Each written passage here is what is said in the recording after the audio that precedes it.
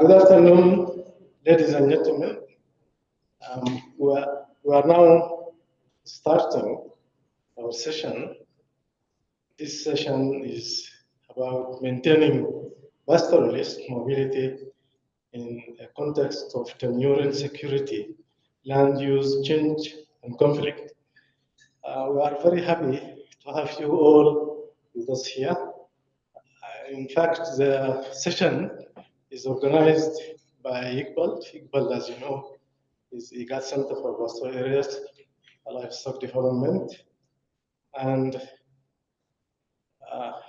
to make the session more interactive and very good session, I'd like to request from our sister, Natasha, to moderate this session. And Natasha is the focal point. I will mention only one thing from her bio. She's the focal point for drylands and pastoralism. Natasha, the floor is yours. Thank you so much. Thank you, Osman. As we begin, can I request all of you to move as far close as possible? We have a very big room for this audience, and it's always very nice when the audience is close because the speaker feels your energy. So if you can, please do come ahead. I'm very happy to be moderating this session on maintaining pastoralist mobility in a context of tenure insecurity, land use change, and conflict.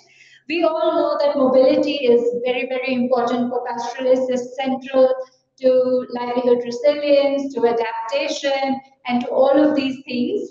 And for me particularly, this issue is so interesting because it's almost a double-edged sword, no? Like tenure insecurity, land use change in conflict causes issues with mobility, and some of the main responses to such challenges that mobility faces. So mobility faces challenges from conflict, from tenure insecurity, from land loss, and things like that. But one of the sort of responses to these challenges that mobility faces is to actually restrict mobility even more. And that I feel sometimes is such an unhelpful strategy or way to think about things. So I'm really keen to listen to and learn from our speakers today. This is the agenda that we will follow. We will have now first a quick, not a quick, but a nice framing presentation from Jafet Kasambu from ICPALD. I can introduce Jafet and he can add to it. So Jafet works at the IGAD Centre for Pastoral Areas and Livestock Development, ICPALD, as a program expert in transhumance. He is working on a regional program towards a free movement regime, which sounds very, very interesting and exciting for the region. And he was quite involved in negotiations around the transhumance protocols. He also engages with issues of like climate change and adaptation in relation to mobility and transhumance. So really exciting. Thank you, Natasha. How do you change this? I think it was to go this way, there, and then click there. Oh, great. Good afternoon. This is a session that requires our attention. I hope it will be quite very interesting. I'm supposed to take about 10 minutes or 15 minutes. I'll try my best. And as we look around the issues of pastoral mobility amid the land use change and tenure insecurity, conflict, climate change discourse, Indeed, this is a subject that most of us are working in the ASA regions must be interested in. And I would just, because it's the meeting is being co-organized between us, IGAD, ILRI, what do you call them, the Spark, and the other partners. Simply, within the context of IGAD, we have a lot to share, especially showing the state of play of our pastoralism in the region. And this region hosts the largest grouping of pastoralists in Africa, with about 488 million livestock in terms of population. Even though this keeps on being updated, I would say that we have also very huge landmass, which is arid and semi-arid. And as you know, that is above 70%. Nowadays, we say 75 and above is arid and semi-arid. These are the areas occupied by the pastoral areas, pastoral communities. In that sense, then the region carries a huge population then, which is over 250, or rather, now we're talking about 270 million people. And out of that, thereabout over 50 million are actually pastoralists living in this 70% landmass that we are occupying. But then the issues facing us are quite a lot, including the challenges we are facing of cattle rustling, costing us a lot of money, the mobility, the climate issues and the variabilities. And I would just go straight to the challenges associated with the pastoralism in the region. Pastoralism behaves in this region like a huge elephant just trying to balance itself on a ball. And when you look at that, there are quite a lot of dimensions and dynamics to balance itself on. One of them is the challenge of the historical and ethnic rivalries that we have, including the conflicts between communities, each other. A good example is our good communities in the Karamoja cluster between the Karamojongs, Turkanas, Toposas, the Dasanegs, the Nyangatoms, the fight between the communities as well as coexisting. So really, those are challenges we are having there, and we have to balance between either to continue with the pastoralism or to deal with these matters and continue the pastoralism or really drop it out. And that's why the issue of supporting the policy frameworks for the national actions is very important with regard to that. Secondly, and I'm happy that we have people from the land governance, land institutions here, the challenge of land use competing rights. Today, when you're talking about the 60% of the ASA land, most of the people are also saying those are the lands with a lot of minerals. And the extraction, exploitation of minerals in those areas is one of the competing rights. What about if we come into the pastoral areas and we are exploiting the minerals without reserving the land, the pastures for them? There are more other competing rights, including, the wildlife competitions. And thirdly, the commercialization of cattle rustling and proliferation of weapons. This is a big challenge in some of our regions, not all the regions. Amazingly, in some regions like in the Somali cluster, where they still have, they possess guns, they do not have the problem of animal theft and cattle rustling. But in some cases, we have fostered a culture of animal theft and cattle rustling, especially between South Sudan, Uganda, Kenya, and Ethiopia, and the Sudan. And nowadays, it's commercialized. Sometimes I was in the side of Karamoja, and they were saying about 1,000 heads of cattle had been stolen, and they are usually stolen in the evening. And when they are stolen by morning, they are in the slaughterhouses.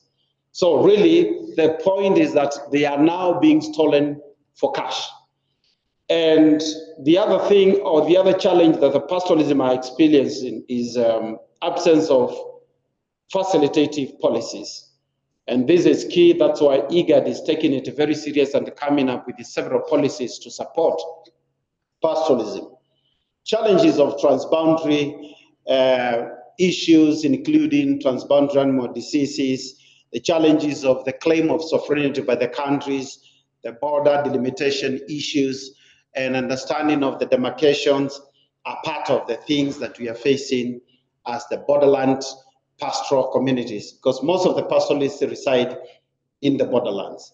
And lastly, which is not necessarily the last, but in my list, the adverse effects of the climate change. This carries in itself a lot of other issues, and the hazards that we have assessed in this region include droughts and floods, the rangeland grass degradation or further degradation, and then the shifts in pathogens and diseases, then the inter-community conflict because of the resources, which are getting meager with time, and increased mobility, which is simply movement from one region to the other, increased transhumance.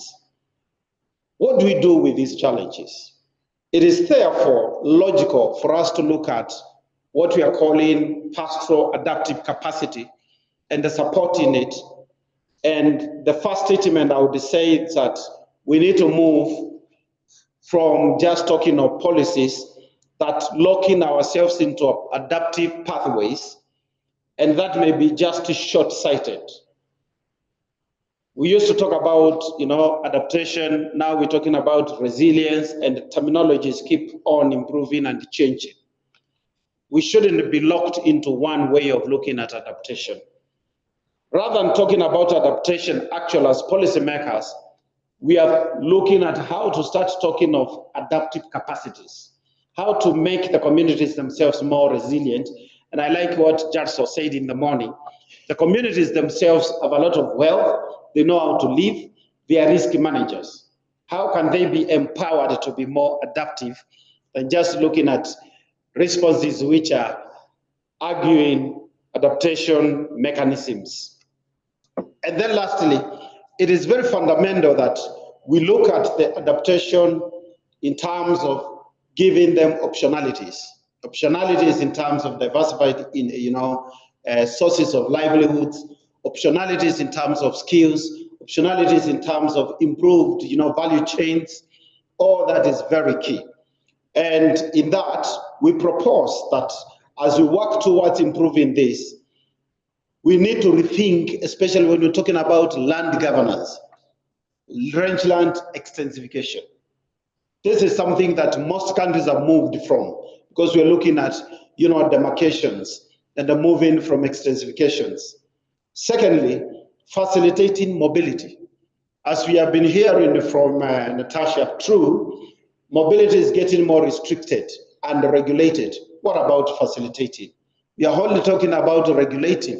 How about facilitating what they have been used to? And you see, when I was talking about some of the challenges, the first one which I talked about, the ethnic rivalries and the thinking around pastoralism, we have remained, and some of our member countries have refused to come out of the thinking that pastoralism is retrogressive. Pastoralism is not. Pastoralism is progressive. In fact, pastoralism is not only happening within the IGAD region. And here, where we have a whole chunk of land, which is ASAL, what other economic venture could we do that is more transformative, like pastoralism, where we can bring out our livestock to export meat to other countries? And lastly, I would say empowering them under the institutions is part of the recommendations we have from this platform. Within the IGAD and within the ICPALD platform, we have worked around several policies. Just to mention a few, we have bilateral agreements between the countries themselves, embracing cross-border animal health and the joint vaccinations, ensuring that there's eradication of some of these transboundary animal diseases.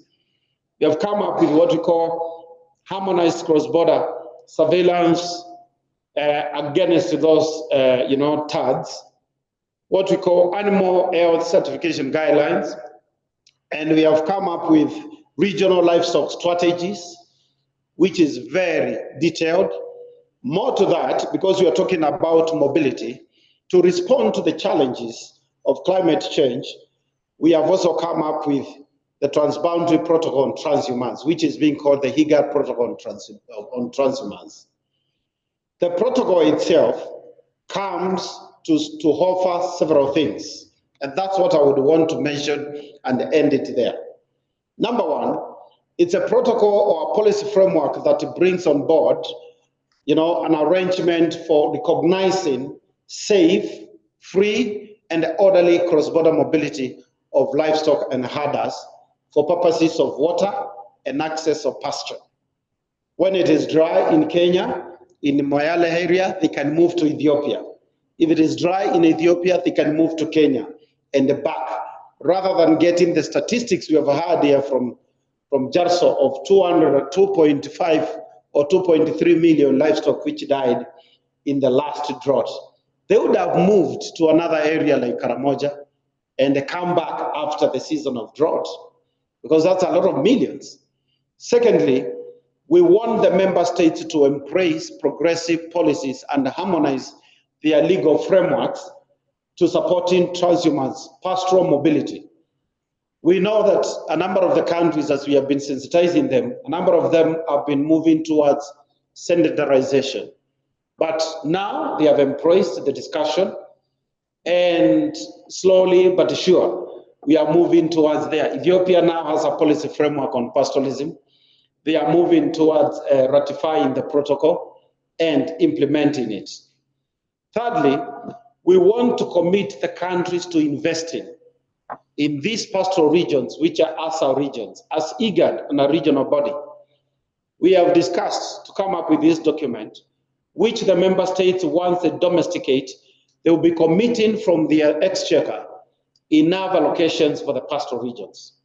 In some areas it is happening, especially with the devolution and with the decentralized regional governments.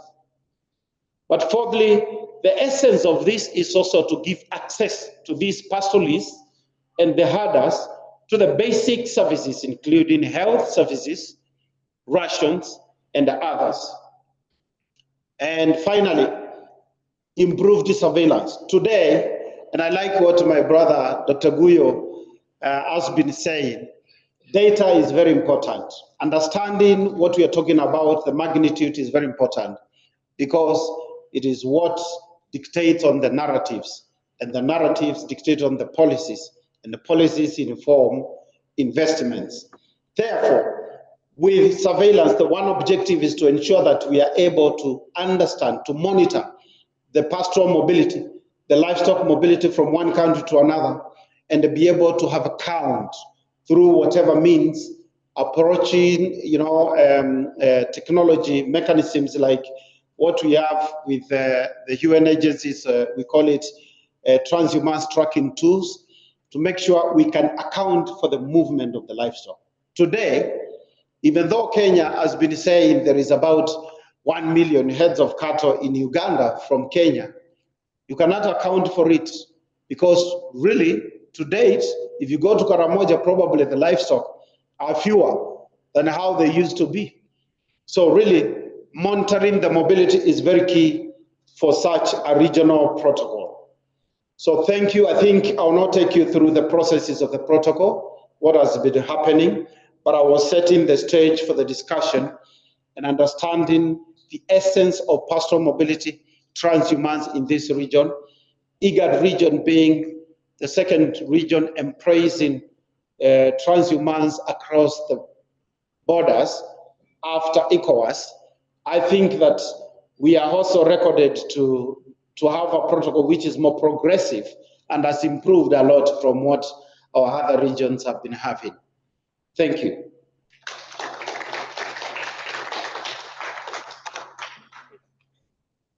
So, no, don't worry. take it back. Do it out. Okay. Thank you, Jafet. And I really liked what you said about facilitative policies and not locking in on adaptive pathways. So I can also relate that very directly to mobility, right? And where we talk about free and safe mobility allowing optionality to adjust with changing environmental and market conditions and so on, and therefore allowing that adaptive capacity of mobility, thinking of what mobility does rather than what mobility is, and sort of locking it in those descriptive patterns, thinking of the sort of offerings of mobility rather than the descriptions of mobility. So with that, let me take us to our 3 short presentations. We will have 3 short presentations now, and then maybe a chance to interact a little bit. So for the first presentation, let me invite Hussein Suleiman.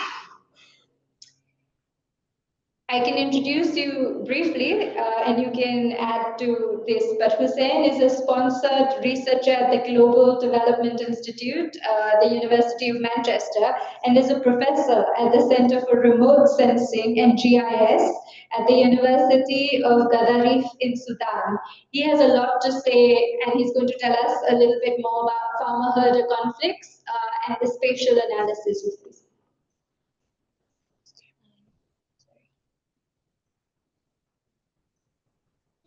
Which one is yours?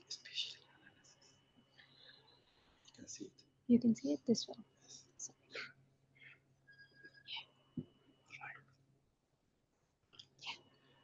Thank you, Natasha. Good afternoon, everyone. Okay, I think within the very diverse topic of this session, I will focus more on the spatial analysis of land use and land cover change and how it is impacting the available resources in the landscape and how it is consequences on livestock mobility in the area in general. And how it is one of the factors that playing a major role in driving farmer-herder conflict in Sudan, and which is something not something new. And in eastern part of Sudan, where will be the focus, the focus of the case study I'm going to illustrating. The state favor of large-scale mechanized farming based on rainfall in this part of Sudan. And currently, now the largest scale mechanized farming is almost around 4 million hectares of large scale farms in this area, including small scale farming surrounding villages and small settlements. However, after the eruption of the ongoing war in Sudan in April 2023, the situation has been totally changed to be more radical and more intensified types of conflict between farmers and herders due to many factors, including the displacement and the IDPs arriving to this part of Sudan, which is comparable, safer to other parts of the country. Therefore, I think understanding the spatial dimension of land competition help to designing conflict-sensitive land management policies. The main objective is to identify options for mitigating farmer-herder conflicts through spatial analysis of land use cover change for the last 15 years. We are not going further than that. And I think the key research are what are the spatial and temporal pattern of land use cover change in the study area in general. And after that, based on this analysis, we'll focus on small hotspots and to see what is going on so that we can deliver more specific case sensitive related to the local context. As we mentioned earlier this morning, it differs from place to place according to the local environment and local factors. I use mixed method approach based on Landsat data, and our focus is for the last 15 years. And we join it with some kind of field surveys to support our finding, and also include group discussion and key informed interviews. I think following such approach will help us to ensure triangulation between spatial data and community perspectives and capture both on both sides the spatial dimension in quantitative way. But to interpret our finding in a correct way, we need to include qualitative realities from the local informants. This is a very simplified schematic representation of the idea of land use land cover change. Just you have two different dates, and try to see how change is going on in the area, and after that try to analyze the land use land cover change. The focus was in the eastern part of Sudan, in the southern part even from Gaddafi state. In general, of the study to detect the land use cover change across the whole study area for the last 15 years. And after that, focus on the small scale analysis around the conflict hotspots as we are going to see. This is in general how it looks the study area. We are focusing in this part of Sudan. We are not far from from Ethiopia, and I think this brings the earlier speaker we mentioned the transboundary movement. Some of the pastors in this area, they are moving to Ethiopia where there is problem of resources and during insecurity time. But actually during this time, there is problem in Ethiopia, in Tigray, neighboring Gaddarif, and also at the same time in Sudan, so that they are blocked in a very contested places. The detailed map is showing like 10 by 10 kilometers of a small area, showing the nature of the landscape in this part, including small-scale farming, large-scale mechanized farming, and the forest resources. And we saw that the livestock corridor is crossing just neighbor from the settlement, because due to population growth, the village crossing the area, and so that the livestock route nowadays is sometimes crossing inside the village, so that they need to avoid the officially demarcated zone and go outside to look for other alternatives. I will come to the findings. The general trend of land use cover change in the last 15 years, there is a rapid increase of agricultural crops in the area. At the same time, the natural crops are declining radically, being herbaceous vegetation cover or the tree-dominated vegetation, just as the natural vegetation and main grazing resources for the area. And at the same time, crop residue are very important component on the fodder in this part. The main implication, agricultural expansion directly at the expenses of grazing resources, which and the overlap of cropland and grazing corridors make a lot of tension and friction between two groups. Here, like a general description of the quantitative finding, showing that how radically the agricultural land is expanding in the area. At the same time, there is a decrease in natural vegetation areas, and when it comes to bare land, it differs from time to time. But due to new arrivals of IDPs to the area, there is even reduction in the bare land. This really has caused a real problem of fragmentation of pastoral resources, including the corridors and the rangeland are becoming really fragmented, so that sometimes when they arrive to a specific point, during their seasonal movement, they find that that corridor has been blocked, so that to look for other places. At the same time, as I mentioned, there is a lot of pastors arriving to the area due to the problems and insecurity in the northern part of the state, where they used to spend the rainy season.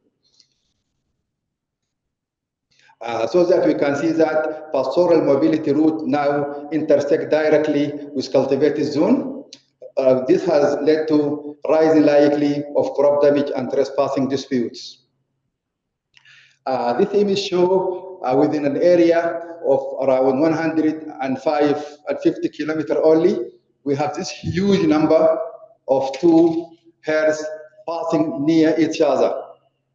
And this is very sensitive issue for pastoralists. They don't like to be moving in a very small, like a street, very narrow, crossing across the landscape. And cannot move to the right or to the left because it's totally surrounded by large-scale mechanized farming, and those this large-scale farming are really protected with a lot of issues, including their absolute power compared to local farmers and pastoralists in the area.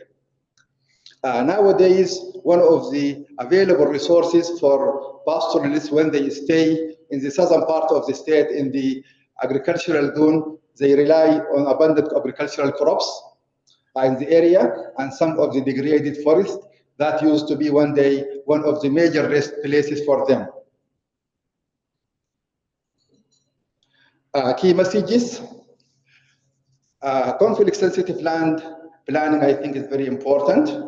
Through protecting grazing resources, resting areas, and seasonal water points. Delineate and regularly recognize livestock corridors through participatory GIS, participatory mapping, and also integrate spatial conflict risk analysis into state and local land use plans, because in most of our cases, the description of the resources is qualitative. It's in the local narrative by pastoralists or by farmers. It's always something more qualitative than being quantitative.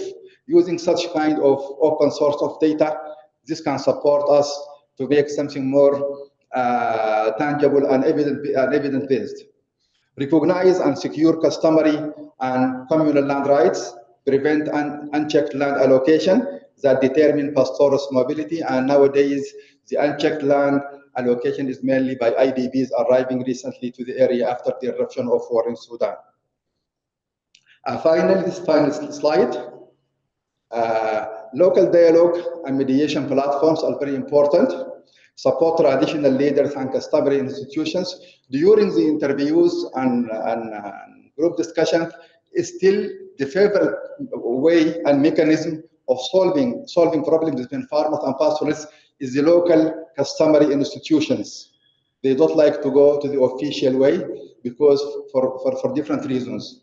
And also this will emphasize the importance of establishing multi-stakeholder land committees, including different land users in terms of age and gender, and build community early warning systems for dispute prevention. And at the same time, currently youth and women are almost excluded from the local committees. Because of that, it's very important to have integrate women into National Resource Management Committee to ensure inclusive and equitable governance. Finally, ensure women meaningful and active participation in farmer-herding conflict resolution processes. Thank you.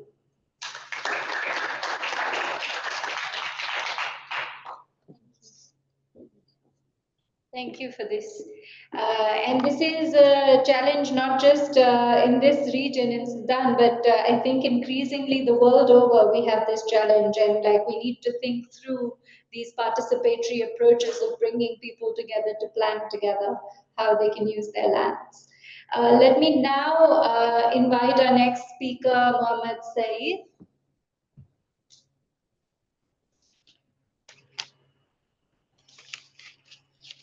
Mohammed Saeed is an ecologist and spatial analyst with over 30 years of experience. Mohammed Saeed is an ecologist and spatial analyst with over 30 years of experience in climate change, biodiversity, conservation, and land use planning. And he's going to talk to us now about the status of livestock routes in Kenya and Ethiopia and the challenges there. Thank you. Which one is yours? This one?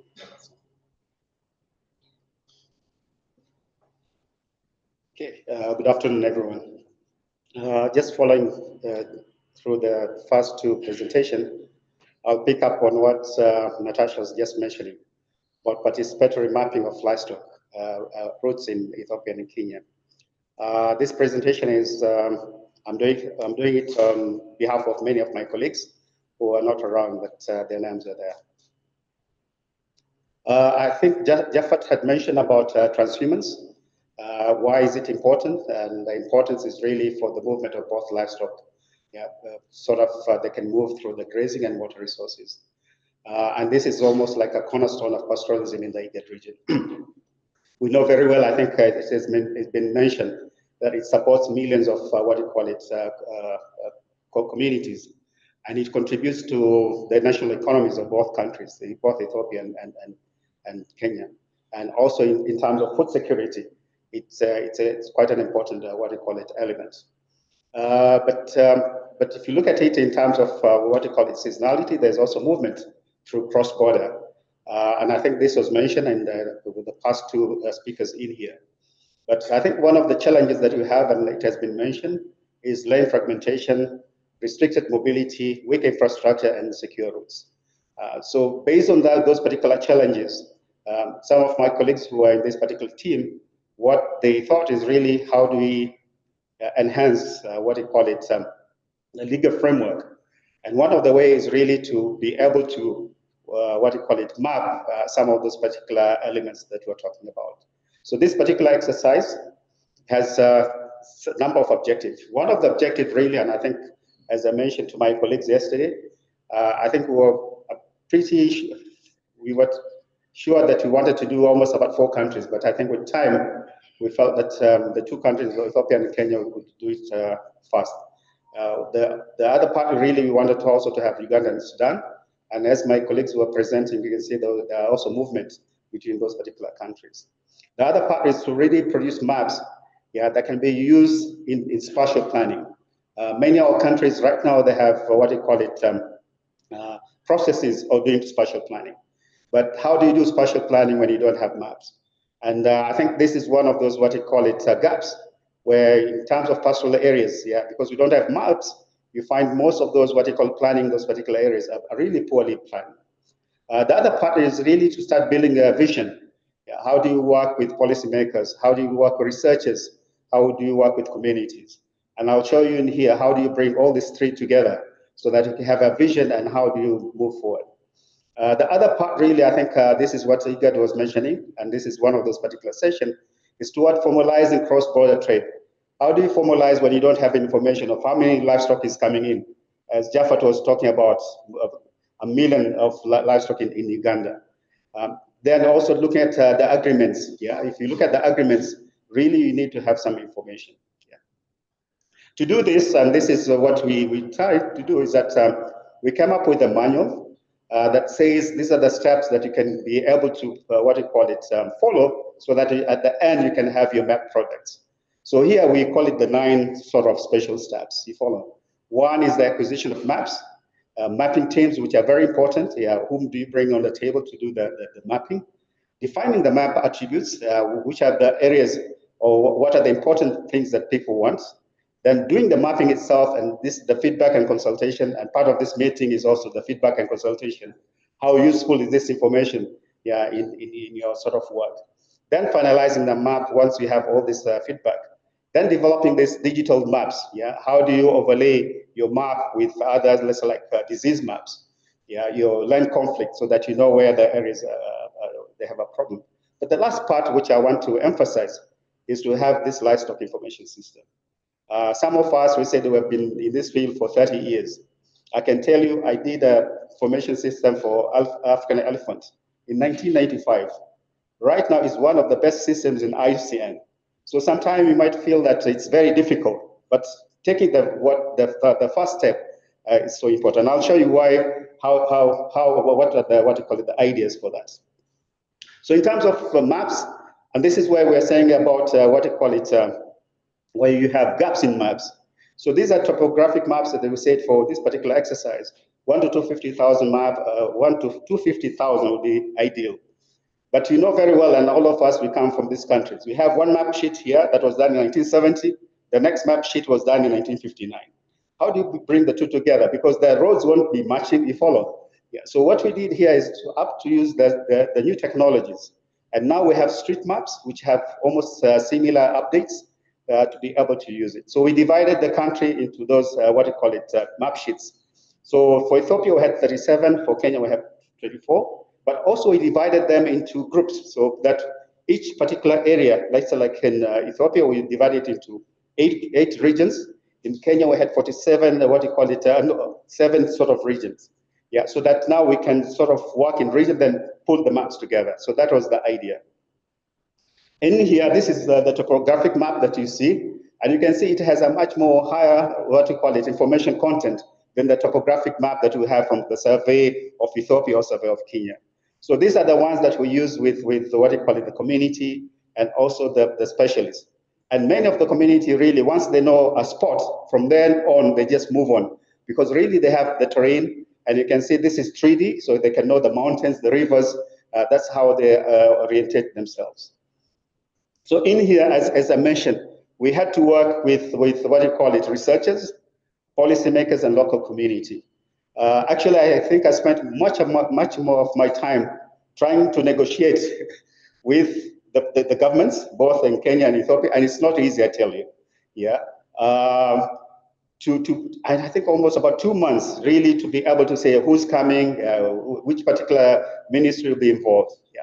But luckily enough, I think we had very good leadership in both Ethiopia and Kenya who were really ready to help in this particular process.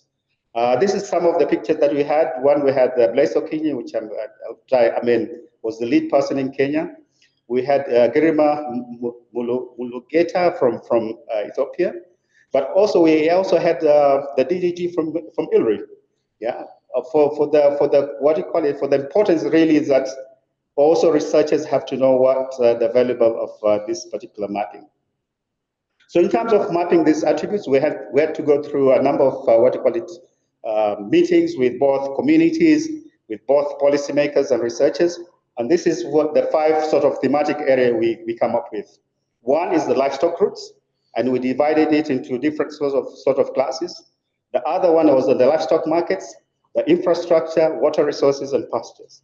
So for those people who are coming from the GS world, you can see how much amount of information this will be if it comes into the the GS. And I'll show you how my colleagues have been working on.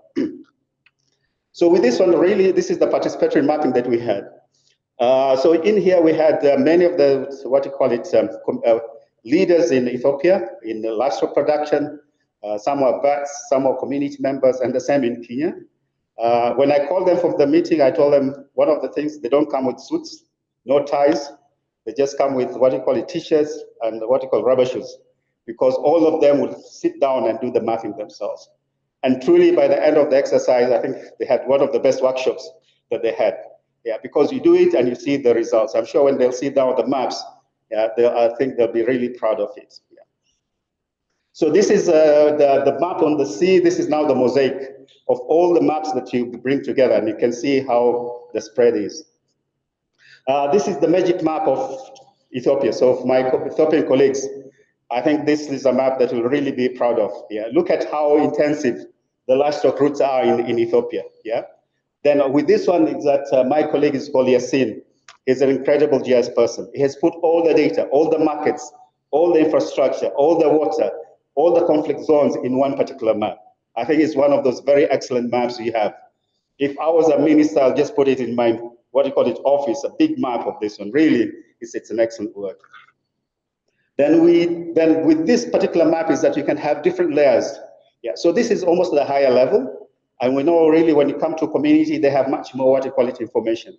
This is just to show you the boundary between Kenya and Ethiopia, the Moyale one. And if you look at it, look at how intense it is. Yeah, in terms of water, in terms of routes that are coming in. And this is what we're talking about, ICPALD. In terms of border, you can see how much activities are there without even legislation. You can imagine now if you have legislation, you have investment, how much importance of those particular areas would be. This is the map of Kenya. I think many of us, this is the first time I got this one about 2 days ago. So this is the map that it came from ICPALD, the one on my right. So you can see it's just lines and connecting major, markets. But if you look at the intensity of the other map that comes in, you can see how much we were missing information by just looking at this particular map. Yeah. So again, I hope with this new maps that our colleagues who are working in in this particular area would use that. So in terms of statistics, and this is what I want to bring in. If you map now all the the livestock routes in Ethiopia, it really totals up to 25,500 kilometers. And I don't know how many of you know about the statistics of Ethiopia. What's the roads? Any idea? It's 145,000 square kilometers. Kilometers. So you can see already this is almost like a sixth of your roots are in the pastoral areas, yet we have not recognized it. So I think these are critical, what you call it, statistics that would help us really to put the issues on the table, that all these areas we need investment because really they're underinvested. Then if you look at the markets, we have almost 500 markets, livestock markets in Ethiopia. Yeah, so in here, you can see the borders, just what we're talking about. You can see all the, what you call border markets, 13, there are some which are both functional, you follow. Yeah, and one of the things that you'll find it very difficult, I've tried to Google all the livestock markets in Kenya and Tanzania, in Ethiopia. You don't get them in the internet. So we are hoping that all the markets that we have in this database will be published. So anybody who does what you call it, a check or try to Google for those particular markets, now it will come up quite clearly. Yeah. So that's a big thing. So that now we know that this is the 500 markets that we were talking about. Yeah. In terms of what you call it, livestock, and this is where now I'm trying to talk about this livestock information system. I had worked with the government, do more of the monitoring of both wildlife and livestock.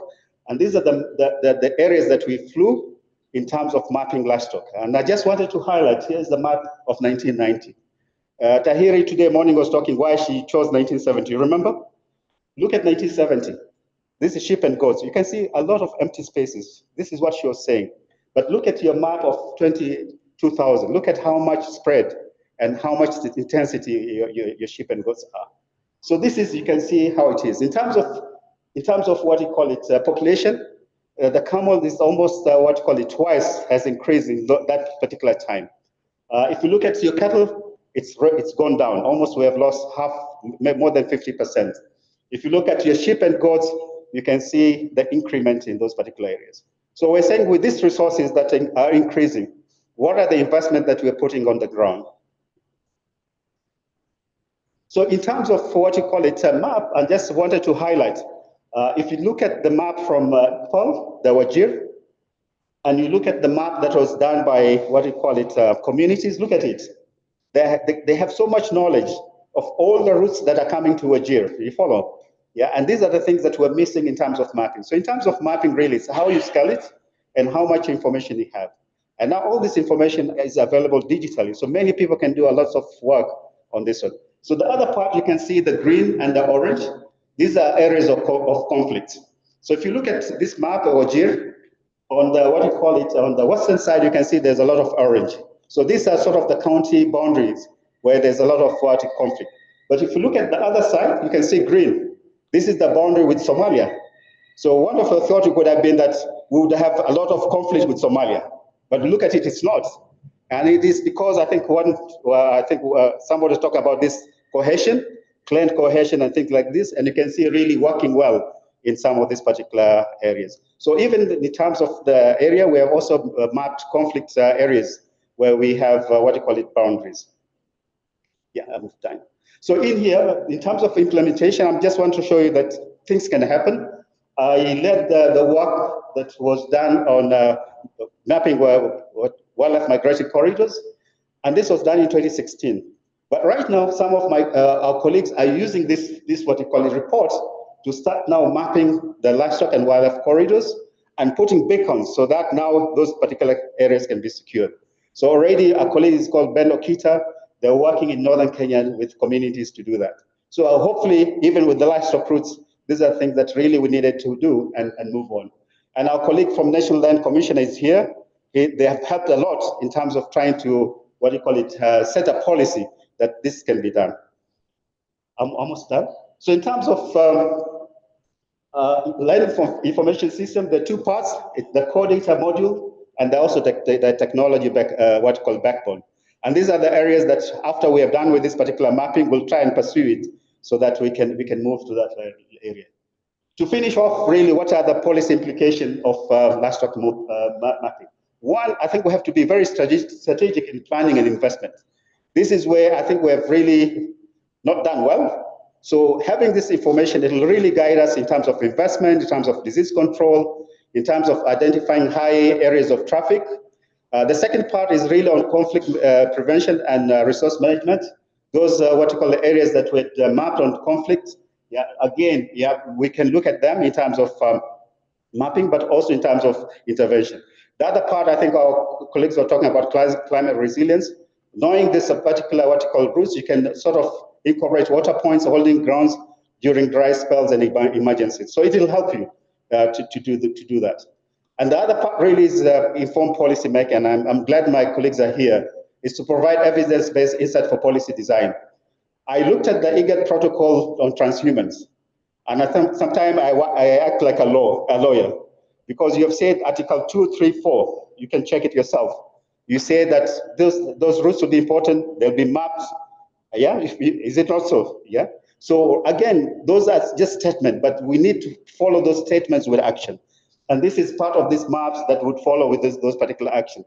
And truly, when I looked at it, I've done it many times.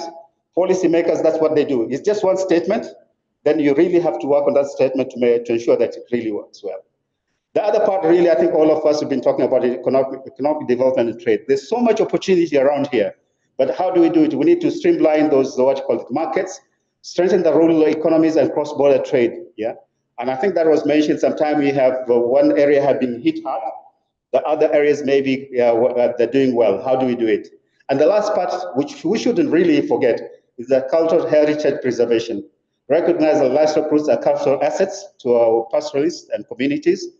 We need to preserve traditional knowledge in sustainable land management in terms of how we manage those particular roads. Thanks very much. And this is the big team that we had from Ethiopia and Kenya. Yeah.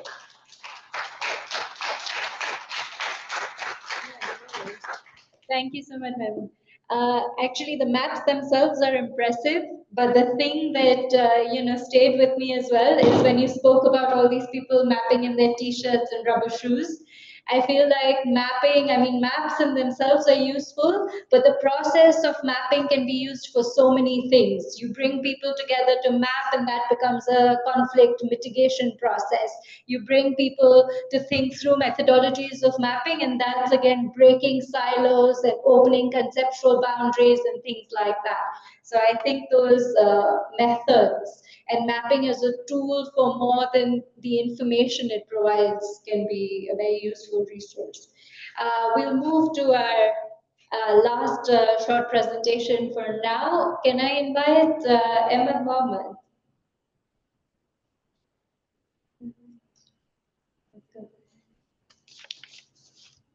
All right. So Ahmed works also with ICPALD, and he is managing, coordinating a multi-partner program on early warning and anticipatory action. And he's passionate about transforming this data into actionable insights. So he's going to talk now about strengthening pastoralist livelihoods through effective anticipatory action. Yeah. This one? The last one.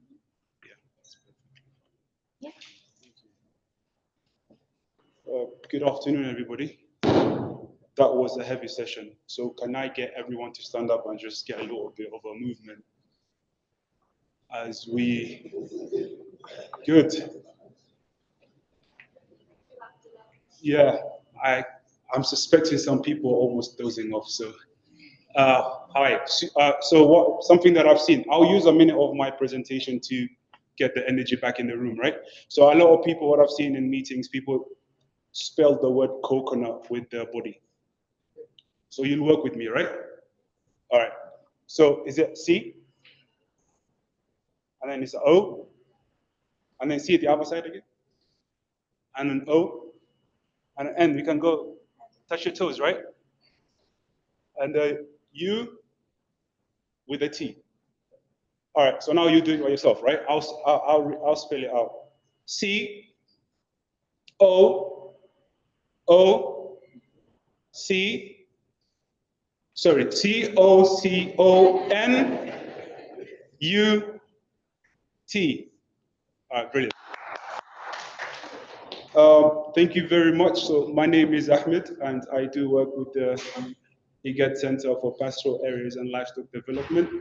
And I will be presenting on a project called the Passage Project, which is a regional project that looks at strengthening the livelihoods of the pastoral community through anticipatory action.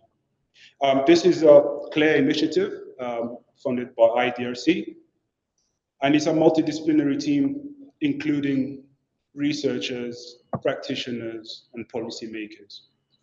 As you can see from the logos there, the likes of University of Sussex, NDMA, and regional universities. So I won't go into details about ICPALD. I'm sure you guys have heard about that today. So I will just want to give a bit of a background context, or should I just touch on it because it was spoken about this morning, but more along the lines of the landscape of drylands over the years. Over the last 40, 50 years, it was highlighted this morning that this has been a recurrent theme in the drylands area, and pastoralists have been able to adapt to this recurrent problems or disasters through mobility, social networks, and indigenous knowledge. However, as the years going along, the adaptive capacity is being undermined by the climate change, the intensified disasters, and as earlier mentioned in the morning, marginalization, whether that's of policies or lack of services. But over the years, we've seen a great advancement in early warning. It has a detection and in focus, but there is a disconnection with the pastoral realities. And despite this, we're asking ourselves, the question is, then why are the early warnings not translating to actions? And in the next slide, I will be just bringing forward or highlighting some of the gaps that is there in early warnings and paving the way basically for what we're talking about here is anticipatory action. So in our understanding is that early warning, despite its advancement, has gaps. And one of the key areas that we're looking at as a gap is the fact that the forecasts that are available are they do not trigger timely action, or at times do not trigger timely action. This is because of the responses, the traditional responses are often delayed. And when they're delayed, they're not specifically tailored to the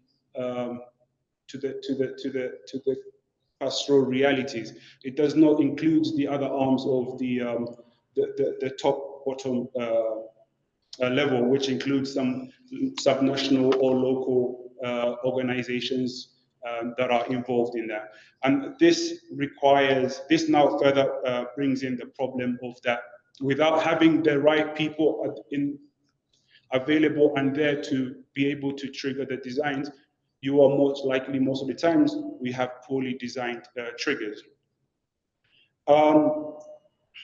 The information is the information available is a technocratic model where it's very centralized. And this leads to weak dissemination coming down to the communities who require this information to prepare in time. And it's quite disconnected. And one of the other reasons why early warnings we've seen that it's not working is due to the delayed financing. So how do we now move the warnings that don't translate into action and to systems that actually anticipate impacts and act early? And in the next slide, we'll just be talking about what is the global framework on anticipatory action. And we're seeing that in order for anticipatory action to work, we need to have impact-based forecast. So that means working closely with the communities to co-produce. That the anticipatory action looks at predefined triggers, finances available to be able to trigger timely action. So I won't go into details with the framework, but I wanted us to look at the curve at the bottom there. And traditional forecasting the early warning has always had traditional forecasting and monitoring. And the idea is that we want to be able to reduce the curve with the blue line. showing more the anticipatory reaction, and the traditional responses usually is delayed and reactive. This is for both slow onset and rapid onset disasters. And I'm speaking in the context of the Passage project and how it's coming. This is where it's going to play its part, or it's part of the ongoing efforts and initiatives in playing a part in bringing AA to the forefront, and how this can become the modus operandi. So I'll move quickly to some of the evidence that we've been able to generate from the Passage project, and how we're able to experiment what we're calling the learning hubs. The learning hubs is a platform where we work directly with the communities on how to be able to work with the communities to review forecasts and being able to develop risk narratives.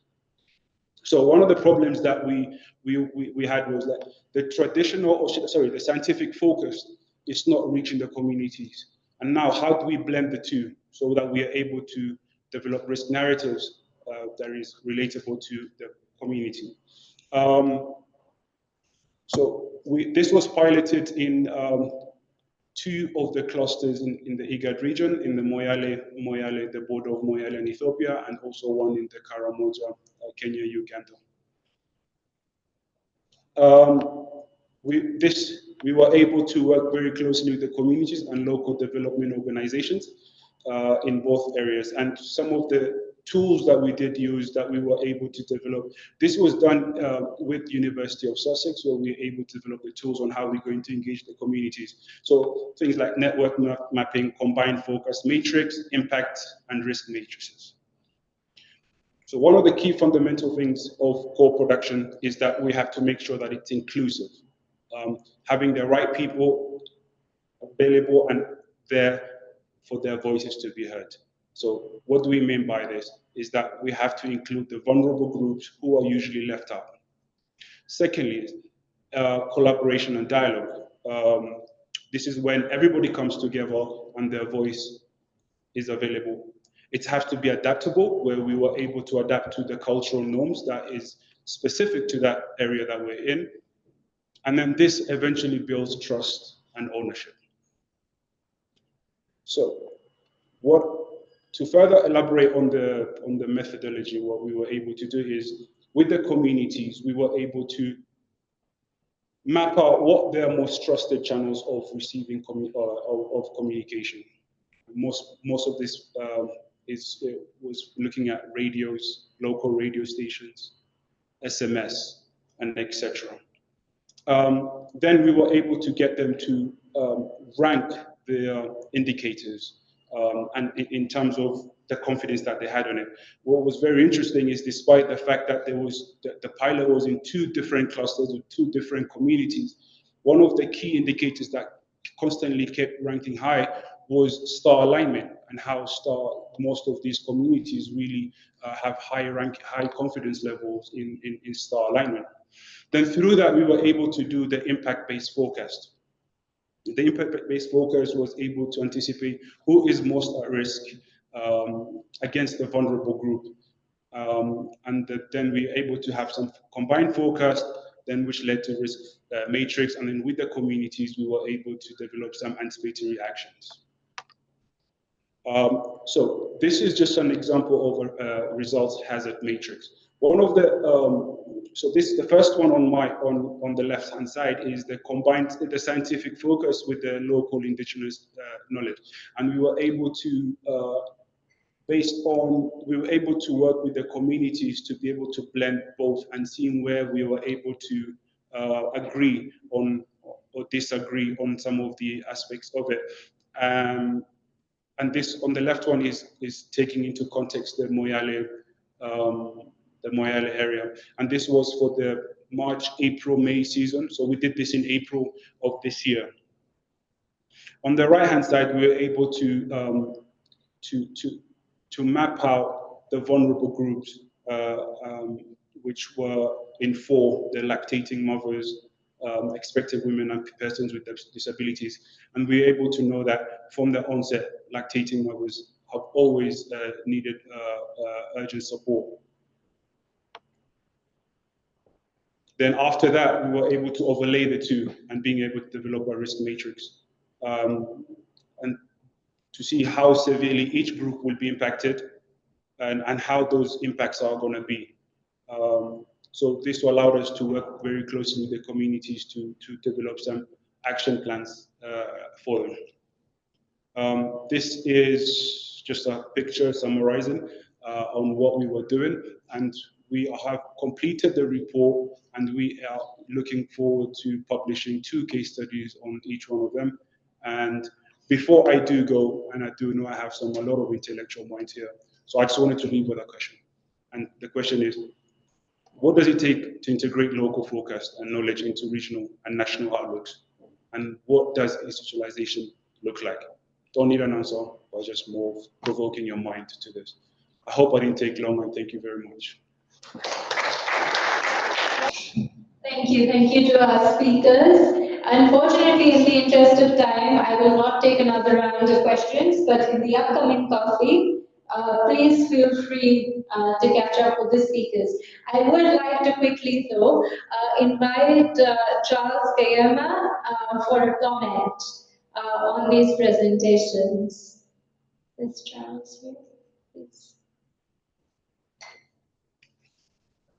Yes, please. Your role has been invoked many times. You know, the National Land Commission, the government has been called upon by all of our speakers, and I'm sure this room is keen to hear from you as well. Thank you very much, Natasha. Thank you for moderating the session very well. I think for me,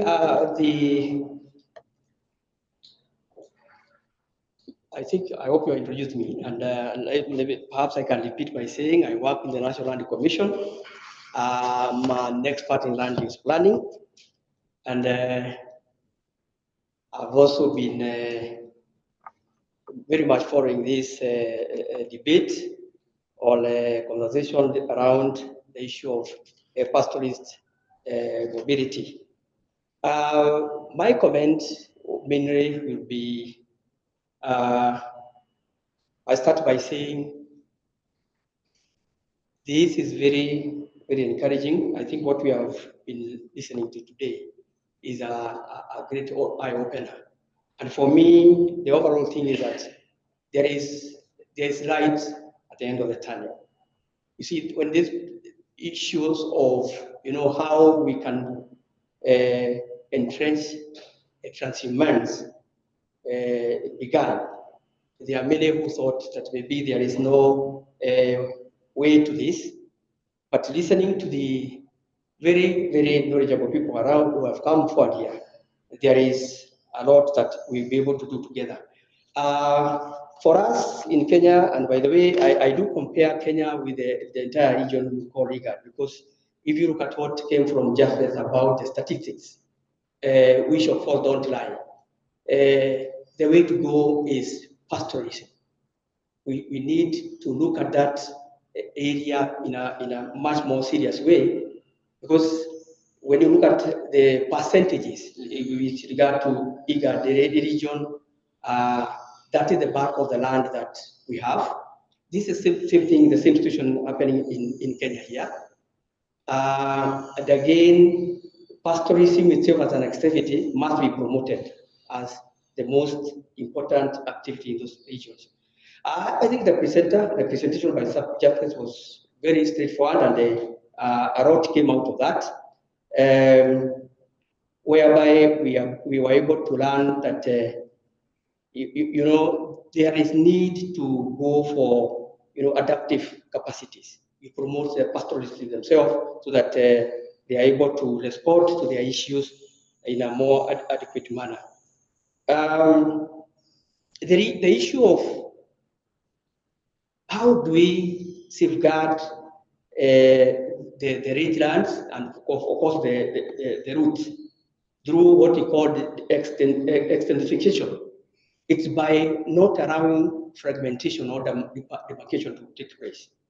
But when you look around and you look at the policies and even the statutes that perhaps some of the public have endorsed or enacted, somehow they are testing that very same aim that or route we want to go.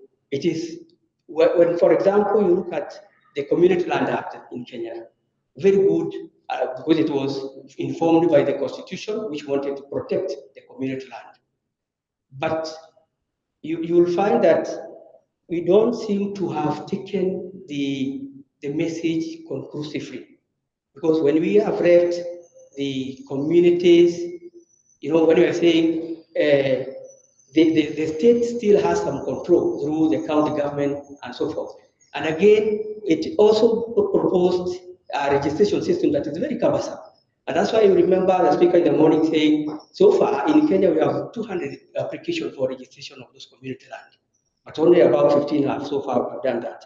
The reason being because the statutes that we have enacted are still very bureaucratic and very cumbersome to deal with. We need to have very simplified laws that will be able to do that. When it comes to policy harmonization, and I think also the speakers earlier said that, there is also a lot of progress in that area. So that in our planning, we want to move to where we are no longer talking about or focusing on only what we call static planning. We need to realize that things that are mobile and also temporal or seasonal, they are also what you can describe as land uses. And therefore, if it is planning, it must move to protect those things. I think the presentation from Professor Surey was also very good. A lot of lessons drawn from that. In fact, I was very impressed when he was able to demonstrate to us that it is possible to have those migration routes. A migration route of about 150 meters through agricultural land. And the two users are coexisting. That is what the planning required to look at and know that it is very possible that that can happen. Of course, there is also the issue to do with the fact that planning, land use planning must, going forward, remain conflict sensitive. Because when you're talking about zoning, it is about looking at those things that can work together, can go together. And at the same time, the communities themselves. It is possible to intervene in those occasional and frequent conflicts by coming up with some conflict-sensitive planning method or approaches. The other important thing is that emphasis should be on the participatory planning, because when we have said the knowledge is with the people. The communities have a lot of knowledge on what is important, what can work for them. And therefore, it is important that all authorities try to come up with a method of coming up with a participatory planning tool. Here in Kenya, that has already been done, spearheaded and with the support of our development partners. And sometime back, a few years ago, we came up with a county spatial planning tool that toolkit for the pastoral area. And this is actually describing how you have to work with the people at the very machinery level or grassroots level, so that you are able to pick and internalize how they understand their things. And what is interesting is that I suppose what was there before, where because you are a government officer, you go and reign over the communities. That is not the case. You have to go the lowest level to be able to get what they do. In our northern Kenya region, these counties are going to use that tool to prepare their county spatial plan. And with that being in place, then it means these corridors will have to be safeguarded. We have to be protected. The only unfortunate thing I can say here is that so far, none of the counties in those regions have been able to deliver a county spatial plan. And that is a governance issue, I would like to say, because planning, of course, requires an investment in money. I think finally, maybe lastly, what Mohammed was able to tell us is also very interesting and about mapping those livestock routes. Because you see, the moment when we look at the protocol itself, one of the drivers, how it will be implemented, as I've said, is already through the land use plans. a land use plan, which is approved by authority, is a statutory kind of instrument whereby all and suddenly have to obey it, have to go by that. So any county that looks and is able to, use the technique that we have seen here by getting these routes map or mapping that have been done using GIS, meaning they are real time, they are actual, then it means we are going to have realistic plan that can guide this type of development. So that presentation was also a very major eye opener, as I said, and it actually is a pointer to how then we are going to arrive at a point where we are saying we can implement, we will be able to actually actualize the protocol as it has been suggested. But I have two questions on, maybe I was wondering whether through that mapping, Professor, there are routes that have already been interfered with. So when we map them, then what's the next step? We need to ask ourselves, what is the next step of restoration? Because if the routes have already been interfered with, and they are important, and I remember it was demonstrated that somewhere that as of now, if somebody is to move from A to B, it means they have to go through villages or some other areas. We have areas where development has already taken place. Therefore, we need to also integrate a solution towards that. And perhaps also for justice, we know very well that the corridors, these corridors are supposed to take livestock from a certain area to the other. And most of the time, these ecological zones are supposed to be complemented.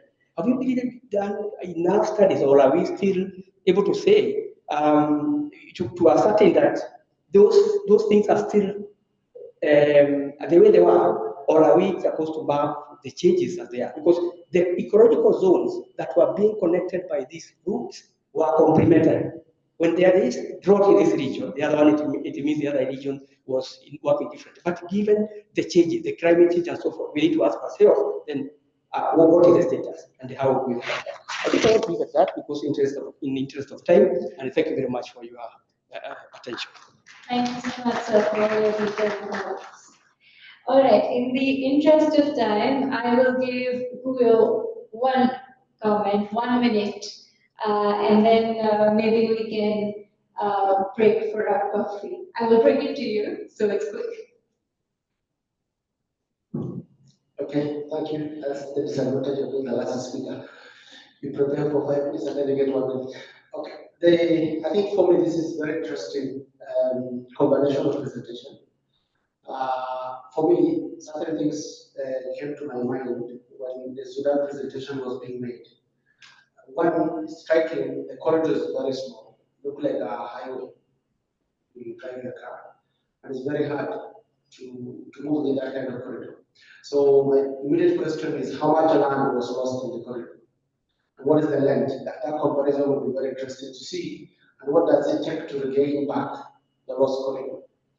I think it's the same in other countries where policies have been promoted to constrain mobility, promote other land uses, agriculture, conservation, etc., which pushes the corridor limit and mobility of people between strategic grazing resource areas. The mapping is interesting. Mohammed said, I think we started this mapping story a very long time ago when we were trying to understand, we started with an understanding of the hardest mental map. How do hardest use resources across landscape? What does it take for one to download that information into a map? I think that was a map. One of the critical things that is interesting there, as I conclude, is the link between the advances in mapping, visualization, and the planning. What does it influence in the long run? I think we're getting somewhere there in terms of seeing the distribution. The list can show the clusters of investment or areas where investment could be strategically placed, given the corridor and the convergence of the corridor. And I think we're quite far away in terms of taking that to a lower level in terms of national planning, bringing it to the local planning processes, because for Kenya's very timely conversation, with the land tenure conversation coming, I think securing that corridor within the plan, but then also within investment that facilitate and segmentate the mobility is interesting. I think all linked into the big agenda within the IGAD around, introducing transhumans across countries. I think we very interesting, I think, to see how much that could be transferred across countries to get the clusters of various, and then we can work on this kind of thing. Thank you. Thank you so much. Just a couple of observations from me, and then we can break for coffee. I think one of the main things that I back. I mean, obviously, mobility is a topic that's very close to my heart, also from a research perspective. What I always feel with these kinds of mobility kinds of conversations is that we also need to account for the future. So with the kind of changes we are seeing, the velocity and intensity of changes that we are seeing, things like maps and stuff like that, their use-by dates, their expiry dates are shrinking, right? So we need to build in what this kind of revision process or revisiting process is going to look like for future sort of amendments of all these kinds of actions, all these kinds of tools and things like that, and how procedurally or methodologically this becomes part of the way that this work is carried out. So that's the sort of conceptual insight. But the image that I'm left with is the image that Faith showed us in the beginning, the elephant on the wall. But actually the image in my head is different. I'm not looking at pastoralists, surviving a fairy on a ball. I'm actually thinking of pastoralists as the elephant, or rather a camel, gently but firmly balancing a ball which is a fragile world on their back through their movement. So I'm going to spin the image around and I'm going to let the pastoralists be the ones that are carrying the fragile world and the fragile food systems with them.